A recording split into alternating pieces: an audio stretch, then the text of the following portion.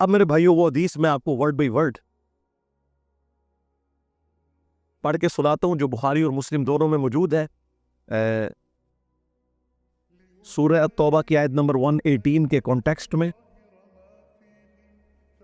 کعب بن مالک کی توبہ کا بیان یہ صحیح بخاری میں باقاعدہ امام بخاری نے باب باندھا ہے, اور اس حدیث کا انٹرنیشنل نمبر ہے 4418, اور یہ حدیث مسلم میں بھی ہے 7016. ورڈ بائی ورڈ میں یہ حدیث بیان کروں گا کیونکہ اس کی رکت اسی میں ہے کہ میں اسے لفظ با لفظ بیان کروں, آپ اس تکلیف کا احساس کریں جس سے کعب بن مالک گزرے, اور پھر الٹیمیٹلی ان کی توبہ قبول ہوئی, اور ایسی توبہ قبول ہوئی کہ قیامت تک قرآن میں ان کی توبہ کا ذکر ہے کہ اللہ نے قبول کی, اور اس کی وجہ سے اس سورت کا نام سورہ توبہ ہے. جب وہ غزوہ تبوک سے پیچھے رہ گئے, یہ ان کا بیٹا ہے عبداللہ, وہ اس حدیث کو بیان کرتا ہے. امام بخاری نے چند واسطوں سے ان کے بیٹے سے یہ حدیث لی ہے. وہ عبداللہ اور اس بیٹے کا ذکر امام بخاری نے کیا کہ جب کعب رضی اللہ تعالیٰ عنہ نابینا ہو گئے تو ان کے بیٹوں میں سے عبداللہ ہی تھا جو ان کو راستے میں پکڑ کر چلایا کرتا تھا, مسجد تک لے جاتا تھا. وہ عبداللہ بیان کرتا ہے کہ میں نے اپنے والد کعب بن مالک سے ان کے غزوہ تبوک میں شریک نہ ہو سکنے کا واقعہ سنا, تو انہوں نے بتایا کہ غزوہ تبوک کے سوا اور کسی غزوہ میں ایسا نہیں ہوا تھا کہ میں رسول اللہ کے ساتھ شریک نہ ہوا ہوں. البتہ غزوہ بدر میں بھی میں شریک نہ ہو سکا, لیکن جو لوگ غزوہ بدر میں شریک نہیں ہو سکے ان کے متعلق آپ صلی اللہ علیہ وآلہ وسلم نے کسی قسم کی ناراضگی کا اظہار نہیں فرمایا تھا, کیونکہ وہ آپشنل تھا. وہ اب ذکر بھی آ رہا ہے کیونکہ آپ صلی اللہ علیہ وآلہ وسلم اس موقع پر صرف قریش کے قافلے کی تلاش میں نکلے تھے, لیکن راستے میں اللہ تعالیٰ کے حکم سے اسی پہلی تیاری کے باوجود اللہ تعالیٰ نے ان کو دشمنوں کے ساتھ ٹکروا دیا. وہ مرزانہ طور پہ ہوا تھا کیونکہ وہ بدر کے لیے نکلے, ورنہ تو یہ بھی ساتھ شامل ہوتے. میں لیلہ عقبہ میں رسول اللہ کی خدمت میں حاضر ہوا تھا, یعنی وہ مدینہ کے لیے جو ہجرت کے لیے جن چند ساتھیوں نے انصار مدینہ نے راہ ہموار کی تھی ان میں یہ شامل تھے, جو نبی الاسلام کی زندگی کا ایک ٹرننگ پوائنٹ تھا, ایک آلٹرنیٹو بیس مل گیا. تو کہتے میں اس رات موجود تھا. یہ وہی رات ہے جس میں ہم نے مکہ میں اسلام کے تو کہتے میں اس رات موجود تھا. یہ وہی رات ہے جس میں ہم نے مکہ میں اسلام کے لیے عہد کیا تھا, اور مجھے تو یہ غزوہ بدر سے بھی زیادہ عزیز ہے.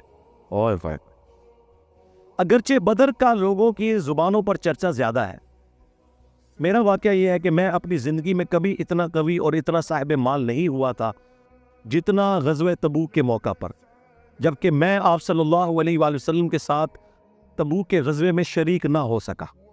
خدا کی قسم اس سے پہلے کبھی میرے پاس 2 اونٹ بھی جمع نہیں ہوئے تھے, لیکن اس موقع پر میرے پاس 2 اونٹ تھے.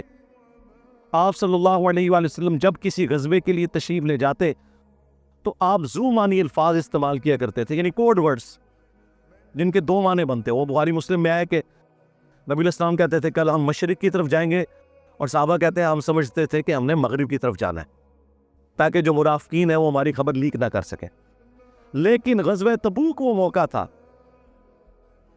کہ گرمی بڑی سخت تھی, سفر بہت لمبا تھا, ریگستانی سفر تھا, اور دشمن کی فوج بھی کثرت سے تھی. رومن امپائر 700 کلومیٹر ریگستانی سفر, تمام مشکلات سامنے تھی. اس لیے آپ صلی اللہ علیہ وآلہ وسلم نے مسلمانوں سے اس غزوے کے متعلق بہت تفصیل کے ساتھ بتا دیا تھا. یعنی یہ ظاہر ایک مشکل وقت تھا تو حضور نے کھول کے بیان کیا کہ بھائی ادھر ہی جا رہے ہیں. یعنی مطلب یہ ہے کہ جو یہ نعرے لگاتے ہیں نا کہ غلامی رسول میں موت بھی قبول ہے اور ٹکٹ کٹا لے اپنا, تاکہ اس کے مطابق پوری طرح تیاری کر لیں. چنانچہ آپ صلی اللہ علیہ وآلہ وسلم نے اس کی سمت بھی نشاندہی کر دی جدھر سے آپ کے جانے کا ارادہ تھا. مسلمان بھی آپ علیہ السلام کے ساتھ بہت زیادہ تھے, اتنے کہ کسی رجسٹر میں سب کے ناموں کا لکھنا بہت مشکل تھا. کعب کہتے ہیں کہ کوئی بھی شخص اگر اس غزوے میں شریک نہ ہونا چاہتا تو وہ خیال کر سکتا تھا کہ اس کی غیر حاضری کا کسی کو پتہ نہیں چلے گا سوائے اس کے کہ اس کے متعلق وحی نازل ہو. تو حضرت کعب کا کیا عقیدہ تھا کہ نبی علیہ السلام ان کے صحابہ کے پاس علم غیب نہیں تھا جب تک کہ اللہ تعالیٰ وحی کے ذریعے نہ بتا دے. تو بابا شیئرنگ ہوئی نہیں. ہاں ایسے میں بولا کہ نہ بولا میرے نبی سا ہے ہی کوئی نہیں، تیرے بابے تشا ہی کوئی نہیں. اور یہ عقیدہ صحابہ کا کہ علم غیب یہ ہے کہ اللہ بتائے. آپ صلی اللہ علیہ وآلہ وسلم جب اس غزوے کے لیے تشریف لے جا رہے تھے تو پھل پکنے کا زمانہ تھا اور سایہ میں بیٹھ کر لوگ آرام کرتے تھے. اچھا دیکھیں اللہ کی نمائش کہ پھل پک کے تیار ہو جائے تو آپ نے ٹائملی اتارنا ہے. اگر آپ نے نہیں اتارا تو وہ تو آپ کی پورے سال کی اکانومی اس سے وابستہ ہے. اللہ نے عین اس ٹائم پہ ازما لیا کہ ٹھیک ہے اب تم نبی کے ساتھ جاؤ. اب بعد میں بھی بھوک نظر آ رہی ہے.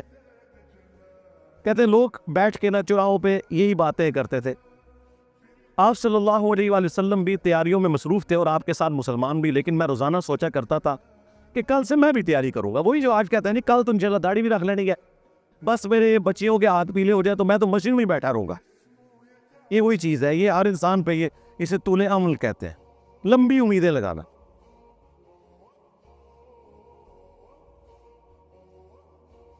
میں روزانہ اسے ٹالتا رہا. مجھے اس کا یقین تھا کہ میں تیاری کر لوں گا, مجھے آسانیاں میسر تھی. یوں ہی وقت گزرتا رہا اور آخر لوگوں نے اپنی تیاریاں بھی مکمل کر لی اور آپ صلی اللہ علیہ وآلہ وسلم مسلمانوں کو ساتھ لے کر روانہ بھی ہو گئے. اس وقت تک میں نے کوئی تیاری نہیں کی تھی. اس موقع پر میں نے اپنے دل کو یہی سمجھایا کل یا پرسوں تک تیاری کر لوں گا, پھر لشکر سے تیزی سے جا کر مل جاؤں گا. کوچ کے بعد دوسرے دن بھی میں نے تیاری کے لیے سوچا لیکن کچھ نہ ہو سکی. پھر تیسرے دن سوچا اور اس دن بھی کوئی تیاری نہ ہو سکی اور یوں وقت گزرتا گیا اور اسلامی لشکر بہت آگے بڑھ گیا.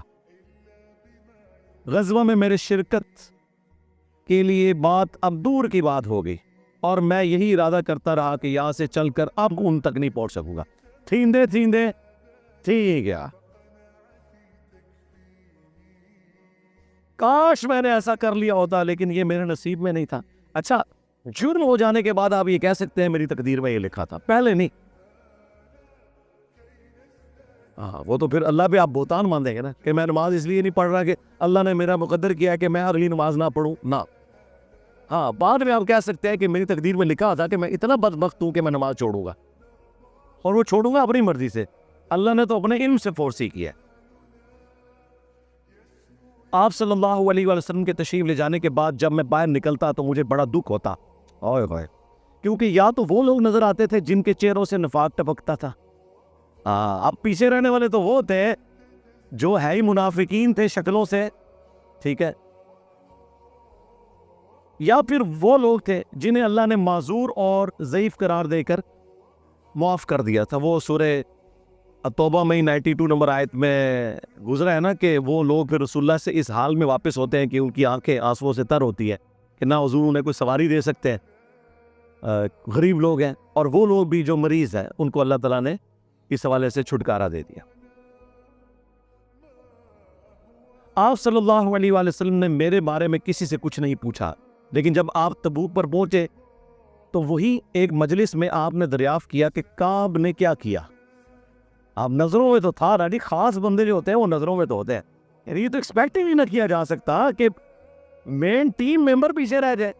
تو اس سے ناز گئے کہ حضرت کعب بن مالک کو چھوٹے بندے نہیں تھے. بنو سلمہ کے صاحب نے کہا یا رسول اللہ اس کے غرور نے اسے آنے نہیں دیا. اس پر حضرت معاذ ابن جبل بولے تم نے بری بات کہی, یا رسول اللہ خدا کی قسم ہمیں ان کے متعلق خیر کے سوا اور کچھ معلوم نہیں. تو نبی علیہ السلام نے اس کے جواب میں کچھ نہیں فرمایا. دیکھیں انہوں نے پوری رپورٹ لی ہے پیچھے سے کہ کیا کچھ ہوتا رہا. اب حضور نے کوئی ورڈنگ دی, ظاہر ہے نبی علیہ السلام کو بھی غصہ تھا. کعب بن مالک رضی اللہ تعالیٰ نے بیان کیا کہ جب مجھے معلوم ہوا کہ نبی علیہ السلام واپس تشریف لا رہے ہیں تو اب مجھ پر فکر سوار ہونے لگی اور میرا ذہن کوئی ایسا جھوٹا بہانہ تلاش کرنے لگا جس سے میں کل حضرت کی ناراضگی سے بچ سکوں. دیکھیں وہ بھی عام انسان تھے, اتنے اولو العزم صحابہ, لیکن ظاہر نفس تو ہر بندے کے ساتھ لگا ہے. وہ بھی سوچ رہے کہ یار چلو میں بہانہ کر لوں گا, کوئی مجبوری تھی.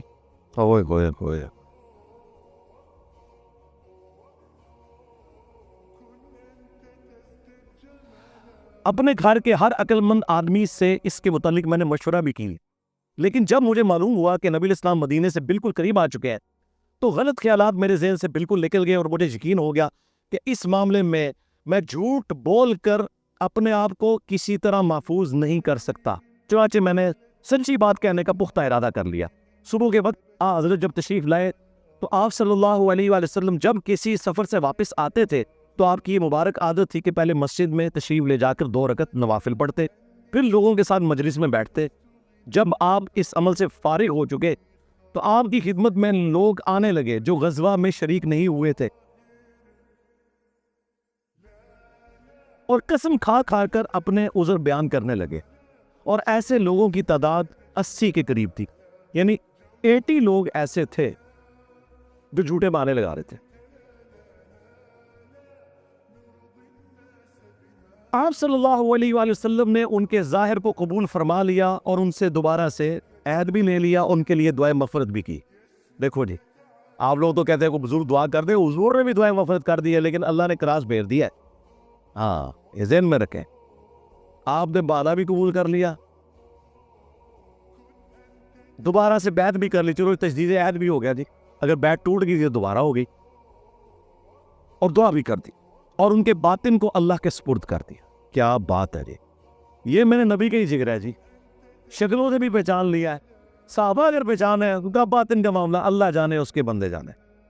اس کے بعد میں حاضر ہوا، میں نے سلام کیا تو آپ علیہ السلام مسکرائے، آپ کی مسکراہٹ میں ناراضگی تھی۔ آپ نے فرمایا آؤ، میں چند قدم چل کر آپ کے سامنے بیٹھ گیا۔ آپ نے مجھ سے دریافت کیا کہ تم غزوہ میں کیوں شریک نہیں ہوئے، کیا تم نے کوئی سواری نہیں خریدی تھی؟ میں نے عرض کیا میرے پاس سواری موجود تھی، اللہ کی قسم اگر میں آپ کے سوا کسی دنیا دار شخص کے سامنے آج بیٹھا ہوتا تو کوئی نہ کوئی بہانہ کر لیتا اور اس کی ناراضگی سے بچ جاتا۔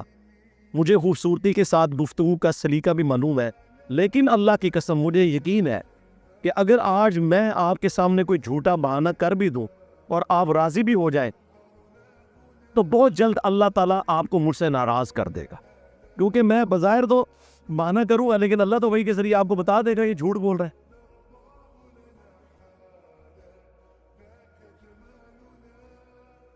اس کی بجائے اگر میں آپ سے سچی بات کروں تو یقیناً آپ کو میری طرف سے ناراضگی تو ہوگی، لیکن اللہ سے مجھے امید ہے کہ وہ مجھے معاف کر دے گا۔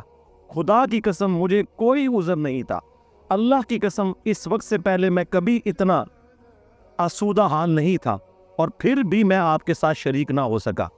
نبی علیہ السلام نے فرمایا کہ اس نے سچی بات بتا دی، اچھا اب جاؤ یہاں تک کہ اللہ تمہارے بارے میں خود ہی کوئی فیصلہ کرے۔ میں اٹھ گیا اور میرے پیچھے بنو سلمہ کے کچھ لوگ بھی دوڑے آئے اور مجھ سے کہنے لگے اللہ کی قسم ہمیں تمہارے متعلق یہ معلوم نہیں تھا کہ اس سے پہلے تم نے کوئی گناہ کیا ہو، تم نے تو بڑی غلطی کی۔ آپ علیہ السلام کے سامنے ویسے ہی کوئی بہانہ کر دیتے جیسا کہ دوسرے لوگوں نے کیا، تمہارے گناہ کے لیے نبی علیہ السلام کا استغفار ہی کافی ہو جاتا، وہی جو کچھ بھی ہے تیرے محبوب کی امت سے ہے۔ لیکن سرکار یہ کعب بن مالک تھے، ان کو پتا تھا، اور مشورہ دینے والے بھی صاحب ہیں، دیکھو کیا مشورہ دے رہے کہ کو بہانہ کر لینا سی، حضور نے دعا کرنی سی۔ مینٹیلٹی اس زمانے میں بھی اس طرح ہی تھی، یہ نہ سمجھے آج کے لوگ ہی کہتے ہیں، اس زمانے میں بھی ڈھیلے مسلمان تو تھے، تو حضور نے تو لیے دعا کر دینی تھی، تو تو نے تو یہ کہا۔ اللہ کی قسم ان لوگوں نے مجھے اتنی ملامت کی کہ مجھے خیال آیا کہ واپس جا کر کوئی جھوٹا بہانہ کر ہی آؤ۔ اندازہ کرو ایڈا نے جناب انہوں نے کیتا کہ چلو ٹھیک ہے میں جا کے بہانہ کر لوں۔ پھر میں نے ان سے پوچھا کیا میرے علاوہ کسی اور نے بھی کوئی ایسا عذر بیان کیا ہے؟ تو انہوں نے بتایا کہ ہاں 2 حضرات اور ہیں جنہوں نے معذرت کی جس طرح تم نے کی، اور انہیں بھی وہی جواب ملا جو تمہیں ملا۔ میں نے پوچھا وہ کون ہے؟ تو انہوں نے بتایا کہ مرارہ بن ربیع اور ہلال بن امیہ رضی اللہ عنہما۔ ان 2 ایسے صحابہ کا نام انہوں نے لے دیا جو صالح تھے اور اصحاب بدر بھی تھے، ان کا طرز عمل میرے لیے نمونہ بنے۔ انہوں نے کہا اگر یہ 2 بدری صحابی بھی ان کے ساتھ بھی یہی کچھ ہوا ہے نا تو میں اچھے لوگوں کی فہرست میں شامل ہو جاؤں، میں اب پکا ہوں۔ ان کا طرز عمل میرے لیے نمونہ بن گیا۔ چنانچہ انہوں نے جب ان بزرگوں کا نام لیا تو میں اپنے گھر چلا آیا۔ آپ علیہ السلام نے لوگوں کو ہم سے بات چیت کرنے سے ممانعت کر دی۔ لو جی سوشل بائیکاٹ ہو گیا۔ اللہ اکبر۔ بہت سے لوگ جو غزوے میں شریک نہیں ہوئے تھے ان میں سے صرف ہم 3 تھے، لوگ ہم سے الگ رہنے لگے اور سب لوگ بدل گئے۔ ایسا نظر آتا تھا کہ ہم سے ساری دنیا بدل گئی ہے، ہمارا اس سے کوئی واسطہ ہی نہیں۔ 50 دن تک ہم اسی حال میں رہے۔ میرے دو ساتھیوں نے تو اپنے گھروں سے نکلنا ہی چھوڑ دیا، ہر وقت روتے رہتے تھے، لیکن میرے اندر ہمت تھی، میں باہر نکلتا تھا، مسلمانوں کے ساتھ نماز میں بھی شریک ہوتا تھا اور بازاروں میں بھی گھومتا تھا، لیکن کوئی شخص مجھ سے بولتا نہیں تھا۔ میں نبی علیہ السلام کی خدمت میں بھی حاضر ہوتا، آپ کو سلام بھی کرتا۔ جب آپ نماز کے بعد مجلس میں بیٹھتے تو میں اس کی جستجو میں لگا رہتا کہ دیکھوں سلام کا جواب دیتے ہیں یا نہیں، اور میری نظر حضور کے ہونٹوں کی طرف ہوتی کہ جواب میں ہلے یا نہیں۔ کنکھیوں سے دیکھتے رہتے، آپ حضور جواب بھی نہیں دے رہے۔ پھر میں کوشش کرتا کہ آپ کی قریبی نماز پڑھو، اور میں آپ کو کنکھیوں سے دیکھتا رہتا ایسے کر کے۔ جب میں اپنی نماز میں مشغول ہو جاتا تو رسول اللہ میری طرف دیکھتے، لیکن جو ہی میں آپ کی طرف دیکھتا تو آپ روح انور پھیر لیتے۔ ظاہر ہے حضور کو بھی تو محبت تھی اپنے صحاب کے ساتھ، حضور دیکھتے تھے، وہ جب یعنی اپنی ناراضگی کا اظہار وہ اگر نماز میں بھی حضور کی طرف دیکھ رہے تو حضور چہرہ انور پھیر لیتے۔ تو میں ایک دن ابو قتادہ کے باغ کی دیوار پر چڑھ گیا، وہ میرے چچا زاد بھائی تھے اور مجھے ان سے بہت گہرا تعلق تھا۔ میں نے انہیں سلام کیا، لیکن اللہ کی قسم انہوں نے بھی میرے سلام کا جواب نہیں دیا۔ میں نے کہا ابو قتادہ تمہیں اللہ کی قسم کیا تم نہیں جانتے کہ اللہ اور اس کا رسول سے مجھے کتنی محبت ہے؟ انہوں نے کوئی جواب نہیں دیا۔ میں نے دوبارہ ان سے یہی سوال کیا، اللہ کی قسم دے کر پوچھا، لیکن وہ پھر بھی خاموش رہے۔ میں نے پھر اللہ کا واسطہ دے کر ان سے سوال کیا، اس مرتبہ انہوں نے صرف اتنا کہا، اللہ اور اس کا رسول زیادہ بہتر جانتے ہیں۔ دیکھیں نہیں اس بات کے جواب، انہوں نے کہا بھئی اللہ کے نبی نے منع کیا ہے، اب بائی کاٹ ہے تیرا۔ اللہ اکبر۔ اس پر میرے آنسو پھوٹ پڑے۔ میں واپس چلا آیا اور دیوار پر چڑھ کر نیچے باہر اترا۔ پھر وہ بیان کرتے ہیں کہ ایک دن مدینہ کے بازار میں جا رہا تھا کہ شام کا ایک کاشتکار جو کہ غلہ بیچنے مدینہ آیا تھا پوچھ رہا تھا کعب بن مالک کہاں رہتے ہیں۔ لوگوں نے میری طرف اشارہ کیا، وہ میرے پاس آیا اور غسان جو بادشاہ تھا رومن امپائر کا، اس کا ایک خط مجھے دیا۔ وہ جو اس کا ایک سمجھ لے چھوٹی چھوٹی جو امپائر کے اندر بنی ہوئی تھی ان میں سے ایک کا وہ گورنر تھا۔ اس خط میں لکھا تھا کہ مجھے معلوم ہوا ہے کہ تمہارے صاحب یعنی رسول اللہ صلی اللہ علیہ وآلہ وسلم نے تمہارے ساتھ زیادتی کی ہے، نعوذ باللہ۔ اللہ نے تمہیں کوئی ذلیل ہونے کے لیے پیدا تو نہیں کیا کہ تمہارا حق ضائع کیا جائے، تم ہمارے پاس آ جاؤ، ہم تمہارے ساتھ بہتر سلوک کریں گے۔ یعنی دشمن کی فوج کے ہیڈ کی طرف سے خط آیا۔ جب میں نے یہ خط پڑھا تو میں نے کہا کہ ایک اور امتحان آ گیا۔ اچھا جی سرکار ایک خط کسی اور کو لایا ہو کہ جی اے دیکھ لو یا رسول اللہ منو تے بڑی آفر جے۔ یہاں لوگ دنیا دار لوگ ہی کرتے ہیں نا جی مجھے فلاں جگہ سے آفر ہو رہی ہے، لیکن جو اہل ایمان ہے وہ تو کہتے ہیں کہ یار میں اس لیول پہ گر گیا ہوں کہ اب کافر بھی مجھے بلا رہے ہیں۔ انہوں نے یہ رزلٹ نکالا جو کہ مومن تھے نا۔ میں نے اس خط کو تندور میں جلا دیا۔ ان 50 دنوں میں سے جب 40 دن گزر گئے تو نبی علیہ السلام کا ایلچی میرے پاس آیا اور اس نے کہا کہ رسول اللہ نے حکم دیا ہے کہ اپنی بیوی کے قریب نہ جاؤ۔ میں نے پوچھا میں اسے طلاق دے دوں یا پھر مجھے کیا کرنا ہے؟ تو انہوں نے کہا نہیں طلاق نہیں دینی، صرف جدا ہو جاؤ۔ میرے دونوں ساتھیوں کو جنہوں نے میری طرح معذرت کی تھی یہی حکم ملا۔ میں نے اپنی بیوی سے کہا کہ اپنے میکے چلی جاؤ، اس وقت تک وہی رہو جب تک کہ اللہ تعالیٰ اس معاملے کا کوئی فیصلہ نہ کرتے۔ کعب کہتے ہیں کہ ہلال بن امیہ کی بیوی رسول اللہ کی خدمت میں حاضر ہوئی اور عرض کیا یا رسول اللہ وہ تو بہت بوڑھے اور کمزور ہیں، ان کے پاس کوئی خادم بھی نہیں، کیا اگر میں ان کی خدمت کر دیا کروں تو آپ ناپسند تو نہیں فرمائیں گے؟ بیوی دیکھو جی، بیوی کھاؤ تو کچھ سمجھ نہیں رہی، رسول اللہ سے جا کے پوچھ رہی ہے صلی اللہ علیہ وسلم۔ تو نبی اسلام نے فرمایا صرف وہ تم سے صحبت نہ کرے۔ انہوں نے عرض کیا اللہ کی قسم وہ تو کسی چیز کے لیے حرکت ہی نہیں کر رہے، جب سے آپ ان سے ناراض ہوئے ہیں وہ دن اور آج کا دن ان کے آنسو تھمنے میں نہیں آتے۔ میرے گھر کے بعض لوگوں نے کہا کہ جس طرح ہلال بن امیہ کی بیوی نے ان کے لیے اجازت لے لی تو آپ بھی جا کے اجازت لے لیں۔ اب دیکھیں لوگ مشورے دے رہے ہیں۔ میں نے کہا خدا کی قسم میں اس کے لیے رسول اللہ سے اجازت نہیں لوں گا، میں جوان ہوں، معلوم نہیں جب اجازت لینے جاؤں تو حضور کیا فرما دیں. ان کو یہ بھی خطرہ تھا کہ میں یہ جاؤں تو یہ نہ ہو کہ حضور اور ناراض ہو جائے، اگر کوئی چانس بھی ہے نا بچنے کے تو وہ بھی ختم ہو جائے. دیکھیں نہیں کتنا گاڈ اورینٹڈ بندہ ہے جی. اللہ اکبر. اس طرح 10 دن اور گزر گئے. جب رسول اللہ صلی اللہ علیہ وآلہ وسلم نے ہمیں بات چیت کرنے کی ممانعت فرمائی تھی، اس کو 50 دن پورے ہو گئے. 50ویں رات کی صبح کو جب میں فجر کی نماز پڑھ چکا اور اپنے گھر کی چھت پر بیٹھا ہوا تھا، اس طرح جیسا کہ اللہ تعالیٰ نے ذکر کیا وہ ہم آیت پڑھ چکے ہیں. سورہ توبہ کی آیت نمبر 118، جس میں تھا نا کہ زمین وسعت کے باوجود تنگ ہو گئی اور ان کا دم گھٹنے والا تھا. میرا دم گھٹ رہا تھا. زمین اپنی تمام وسعتوں کے باوجود میرے لیے تنگ ہوتی جا رہی تھی. میں نے ایک پکارنے والے کی پکار سنی جو سلع کی پہاڑی پر چڑھ کر بلند آواز سے کہہ رہا تھا، اے کعب بن مالک تمہیں بشارت ہو، اے کعب بن مالک تمہیں بشارت ہو. انہوں نے بیان کیا کہ یہ سنتے ہی میں سجدے میں گر پڑا اور مجھے یقین ہو گیا کہ اب اللہ کی طرف سے فراخی ہو جائے گی. فجر کی نماز کے بعد رسول اللہ صلی اللہ علیہ وآلہ وسلم نے اللہ کی بارگاہ میں ہماری توبہ کی قبولیت کا اعلان کر دیا. لوگ میرے پاس بشارت دینے کے لیے آنے لگے اور میرے 2 ساتھیوں کو بھی جا کر بشارت دی. ایک صاحب زبیر بن عوام اپنا گھوڑا دوڑاتے ہوئے آئے. ادھر قبیلہ اسلم کے ایک صحابی نے پہاڑی پر چڑھ کر آواز دی اور وہ آواز گھوڑے سے زیادہ تیز تھی.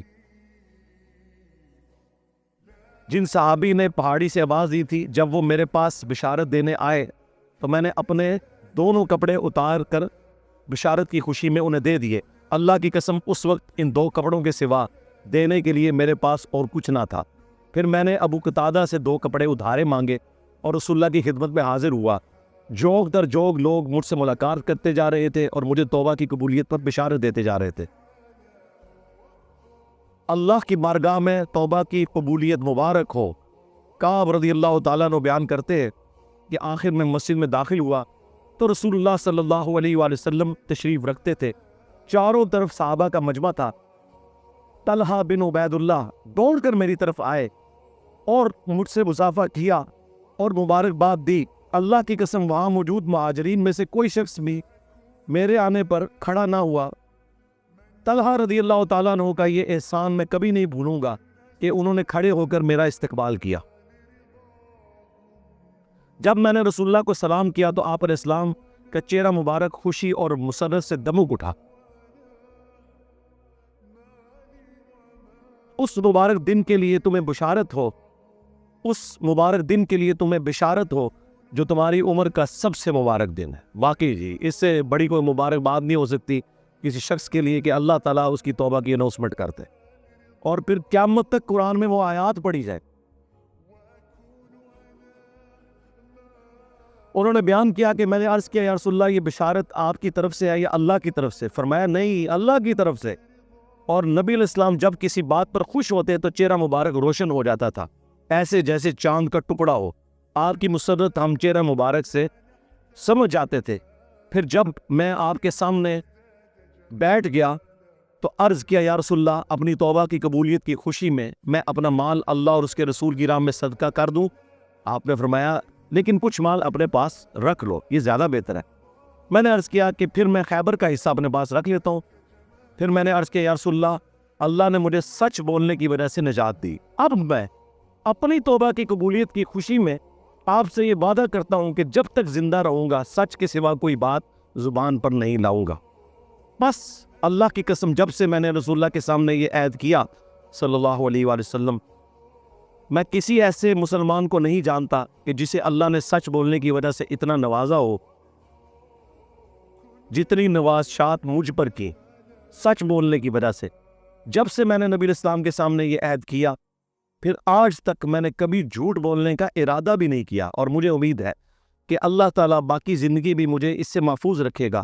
اور اللہ نے اپنے رسول پر آیت نازل کی، اور وہی آیت نمبر 118 اور 119 نمبر.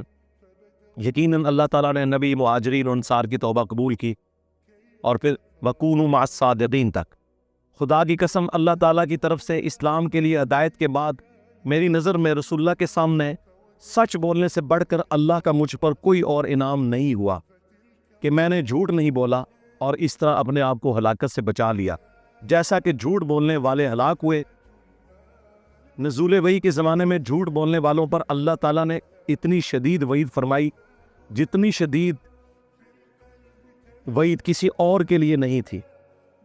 اور وہ سورہ التوبہ کی آیت نمبر 96 کا انہوں نے پھر یہاں پہ حوالہ دیا کہ ان قریب جب تم اے نبی واپس جاؤ گے تو یہ جھوٹے بہانے کریں گے، اور اگر تم ان سے راضی بھی ہو جاؤ اللہ تعالیٰ ان سے راضی نہیں ہوگا۔ کام کہتے ہیں کہ چنانچہ ہم 3 ان لوگوں کے معاملے سے جدا رہے جنہوں نے رسول اللہ کے سامنے جھوٹی قسمیں کھائی تھی اور آپ نے ان کی بات مان بھی لی تھی اور ان سے بیعت بھی لے لی اور ان کے لیے دعائے مغفرت بھی کی۔ ہمارا معاملہ رسول اللہ نے چھوڑ دیا اور اللہ نے خود اس کا فیصلہ کیا، اور پھر اللہ تعالیٰ نے یہ آیت نازل کی جو ہم نے یہ پڑھی سورہ التوبہ کی آیت نمبر 118، وَعَلَى الثَّلَاثَةِ الَّذِينَ خُلِّفُوا حَتَّى إِذَا ضَاقَتْ عَلَيْهِمُ الْأَرْضُ بِمَا رَحُبَتْ وَضَاقَتْ عَلَيْهِمْ أَنفُسُهُمْ وَظَنُّوا أَن لَّا مَلْجَأَ مِنَ اللَّهِ إِلَّا إِلَيْهِ ثُمَّ تَابَ عَلَيْهِمْ لِيَتُوبُوا إِنَّ اللَّهَ هُوَ التَّوَّابُ الرَّحِيمُ۔